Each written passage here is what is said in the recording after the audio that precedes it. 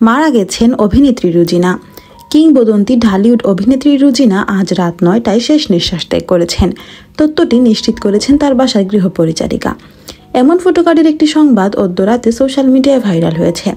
রুজিনা বাংলা সিনেমার হার্টথ্রোব এক অভিনেত্রী, যিনি অসংখ্য স্মরণীয় গান ও সিনেমা উপহার দিয়েছেন। সেই রুজিনা, যিনি বাংলা চলচ্চিত্রকে নিয়ে গিয়েছিলেন অন্য এক শিখরে, আজ তিনি হারিয়ে গিয়েছেন কালের গর্ভে।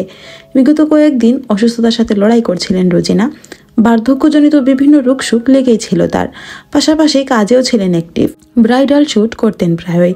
কাজের চাপ ও রোগ মিলিয়ে তার হার্টের অবস্থা দুর্বল হয়ে পড়ে। বিকেলে তাকে হাসপাতালে নিয়ে যাওয়া হয়। এরপরে আর কোনো অফিসিয়াল সংবাদ না আসলেও তার বাসায় কাজ করতেন এমন এক পরিচারিকা সাক্ষাৎকার দিয়েছেন রুজিনার মৃত্যু সংবাদ নিয়ে। উল্লেখ্য, তার পারিবারিক নাম ছিল রোশনারা রেনু, কিন্তু সিনেমা করতে এসে সেই নাম পাল্টে গিয়ে তিনি হন রুজিনা।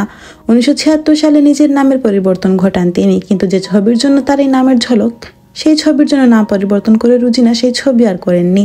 এর মধ্যেই তিনি অন্য একটি ছবিতে চুক্তিবদ্ধ হয়েছিলেন।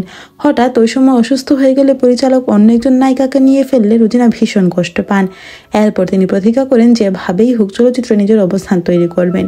তিনি বলেছিলেন, চলচ্চিত্রের দীর্ঘ এই পথ পাড়ি দেওয়া তার জন্য খুব সহজ ছিল না, কিন্তু তিনি সেই অসম্ভবকে সম্ভব করে দেখিয়েছিলেন।